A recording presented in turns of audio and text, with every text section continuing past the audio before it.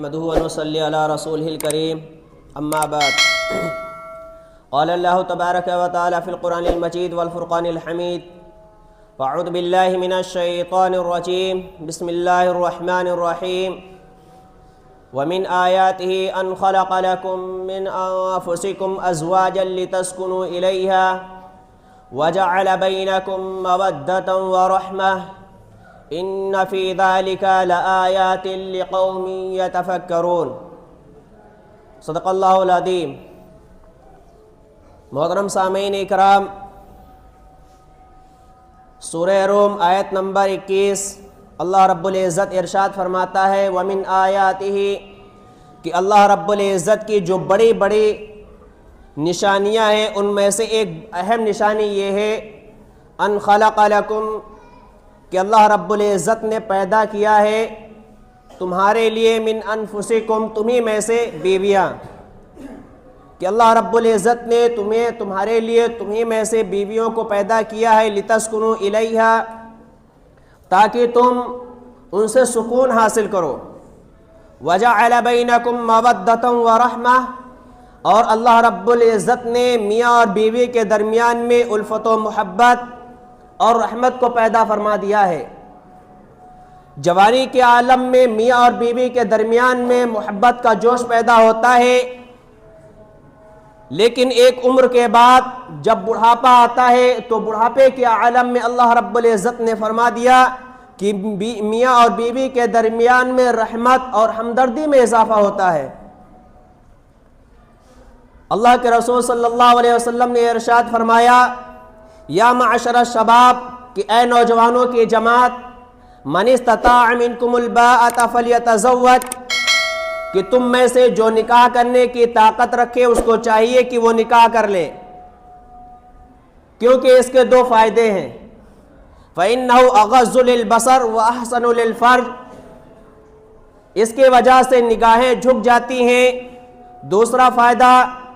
کہ اس کی عزت و آبرو اور شرمگاہ جو ہے وہ محفوظ ہو جاتی ہے۔ وَمَن لَّمْ يَسْتَطِعْ فَعَلَيْهِ بِالصَّوْمِ اللہ کے رسول صلی اللہ علیہ وسلم نے آگے فرمایا کہ جو نکاح کرنے کی طاقت نہ رکھے تو وہ روزے رکھے، فَإِنَّهُ لَهُ وِجَاءٌ کیونکہ روزہ رکھنے کی وجہ سے اس کی مردانہ قوت کے اندر کمزوری آئے گی۔ تو شریعت نے ہمیں نکاح کرنے کا حکم دیا ہے، جب ہم نکاح کو پروموٹ کریں گے تب زنا کو روک سکتے ہیں۔ زنا کو ہم آسان اس طریقے سے بنا دیتے ہیں کہ ہم نے شادیوں کو اس کے اندر بہت سارے شرائط اور رسومات اس کے اندر رائج کر دی ہیں، تو جس کی وجہ سے لوگوں کے لیے زنا کرنا آسان ہو گیا ہے بنسبت نکاح کے۔ شریعت نے نکاح کو جائز قرار دیا ہے اور زنا کو حرام قرار دیا ہے، تو ہمیں نکاح کو پروموٹ کرنا چاہیے تاکہ لوگ زنا سے بچ جائیں۔ لیکن اسی کے ساتھ میں یہ بات بھی آپ حضرات کے سامنے رکھنا چاہتا ہوں کہ آج ہمارے معاشرے کے اندر، ہماری سوسائٹی کے اندر طلاق کا جو ریشیو ہو وہ بہت تیزی کے ساتھ بڑھ رہا ہے۔ اس کے اسباب کیا ہیں، اس کی بنیادی وجہ کیا ہے، یہ ہمیں سمجھنا ہے۔ خدا نہ کرے کہ اگر آج ہمارے معاشرے کے اندر کسی لڑکی کو طلاق ہو جائے اور پھر وہ بچی اپنے ماں باپ کے گھر واپس چلی آئے تو ماں باپ کے لیے یہ ایک بہت بڑا صدمہ ہوتا ہے، اور پھر ہمارا معاشرہ ایسا ہے کہ اگر کسی بچی کو طلاق ہو جائے تو پھر اس کے لیے دوبارہ شادی کرنا بہت مشکل ہو جاتا ہے۔ عموماً جو بعد میں رشتہ لینے آتے ہیں وہ کہتے ہیں کہ اگر یہ بچی اتنی اچھی ہوتی تو اس کو پہلے والے طلاق کیوں دیتے، اگرچہ اس معاملے کے اندر بچی کا کوئی خاص عمل دخل نہیں ہوتا، اس کا کوئی قصور نہیں ہوتا، لیکن پھر بھی طلاق کا داغ ایک ایسا داغ ہے، خلا کا داغ ایک ایسا داغ ہے کہ پھر معاشرے والے اس کو اتنی آسانی سے قبول نہیں کرتے۔ تو اس کے کئی وجوہات ہیں، اس کے کئی اسباب ہیں، اس کے چند اسباب میں آپ حضرات کے سامنے ذکر کر دیتا ہوں۔ طلاق ہونے کا سب سے پہلا سبب یہ ہے کہ میاں اور بیوی اللہ رب العزت کے نافرمان ہوں۔ جب میاں بیوی کے درمیان میں، جب میاں بیوی کی زندگی کے اندر अल्लाह और उसके रसूल की तालीमात नहीं होती, नमाजों का एहतमाम नहीं होता, इबादत का एहतमाम नहीं होता, फ़राइज़ की तकमील नहीं होती और गुनाहों से इज्तनाब नहीं होता, तो फिर मियाँ और बीवी के दरमियान से उल्फत व मोहब्बत अल्लाह रब्बुल इज़्ज़त ख़त्म कर देते हैं, उनके दरमियान में नफ़रत पैदा हो जाती है। फिर मामला यहाँ तक पहुँचता है कि वो एक दूसरे की खामियां नज़र आना शुरू होती हैं। बीवी अपने मायके के अंदर बहुत सारी बातें एक्स्ट्रा बताती है और इधर शौहर जो है ये अपनी एक्स्ट्रा बातें बताता है। इस तरीके से मियाँ बीवी एक दूसरे की खामियां तलाश करना शुरू कर देते हैं। तो अगर शौहर के अंदर नमाजों के अंदर सुस्ती है, इबादत के अंदर सुस्ती है, तो बीवी के दिल से अल्लाह रब्बुल इज़्ज़त उल्फत व मोहब्बत को ख़त्म कर देते हैं। और अगर बीवी अल्लाह रब्बुल इज़्ज़त की नाफरमान है, इबादत का एहतमाम नहीं करते, गुनाहों से इज्तनाब नहीं करते, तो फिर अल्लाह रब्बुल इज़्ज़त शौहर के दिल से बीवी की उल्फत व मोहब्बत को ख़त्म कर देते हैं। लेकिन जिन घरों के अंदर मियाँ बीवी के जिंदगियों के अंदर अल्लाह और उसके रसूल की इताअत है, इबादत का एहतमाम है, उन घरानों तक तलाक की नौबत नहीं पहुंचती। इसीलिए अल्लाह के रसूल सल्लल्लाहु अलैहि वसल्लम ने फरमाया कि अगर कोई औरत 5 वक्त नमाजों का एहतमाम करती है, रमज़ानुल मुबारक के रोज़ों का एहतमाम करती है और अपनी इज्जत व आबरू और शर्मगाह की हिफाजत करती है और अपनी शौहर की इताअत करती है, तो वो जन्नत के जो 8 दरवाजे हैं उनमें से जिस दरवाजे से चाहे वो जन्नत के अंदर दाखिल हो जाए।